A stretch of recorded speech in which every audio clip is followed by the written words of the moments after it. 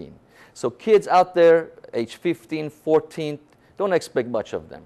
One thing I learned from my past experiences, I myself have had the privilege of being married for 23 years. I have 2 wonderful children.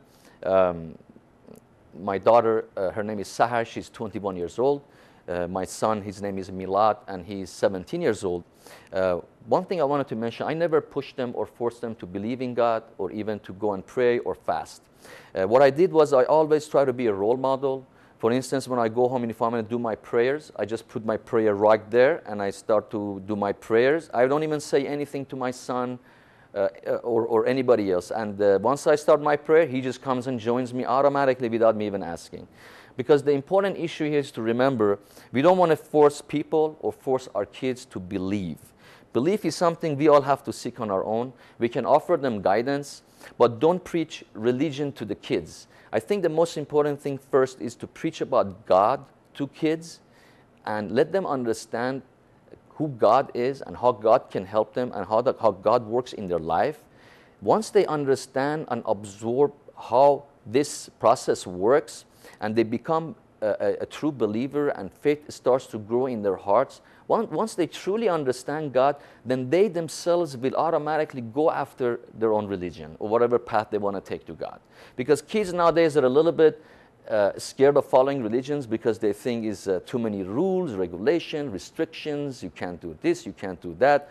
So we don't want to come and even though we may have the truth with us, but we don't want to represent it in a wrong way. Because there are a lot of people out there, they claim they have the truth, they have the right thing, but they are misrepresenting. They are actually misguiding people. So it's very, very important, very, very essential that we teach our children lessons of faith, teaching them how that they can become the tool of God. As far as faith is concerned, there are people out there who may already have faith in their own religion. There are people out there who are seeking faith. And then there are people out there who have no faith, which is perfectly fine. Hopefully, in the near future programs, we will discuss about all the other faiths that are out there, and we be able to get a clearer picture, and you can actually be able to understand how the process actually works, so you'll be able to apply it to your life. For example, yesterday I was talking about the soccer game that before it started, my brother and I were the first ones who prayed, and afterward, we won the game 2-0, and it was just me and my brother who had scored the 2 goals.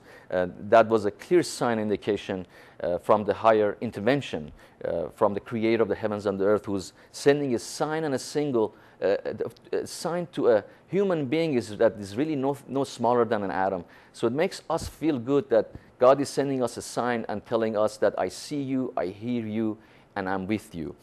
Just give you another faith example. Many years ago, I used to work for my father's gas station, and I remember how I actually found God at the age of 19, even though I come from a Muslim background, but I grew up here. I've been here since I was like 12 years old, and you know, back in those days, in 1976, when I came to the United States, prior to that, I really had no idea anything about religion. I had never even studied the Quran.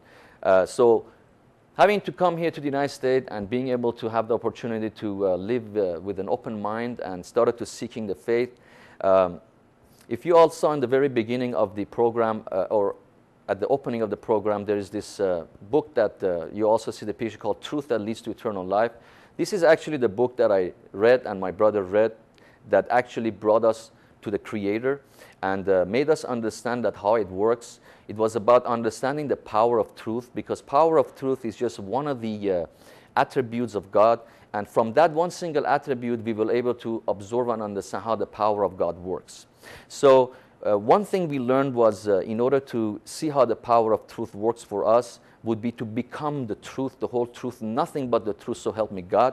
So we had to actually change our own condition, because according to the final testament, God will not change a condition of a person or a nation unless they change it first. So once my brother and I started to becoming the truth, speak the truth, and do the truth, we were able to actually see a transformation taking place. We were able to see the signs and the symbols that God was telling us that that I'm very pleased with you. And that is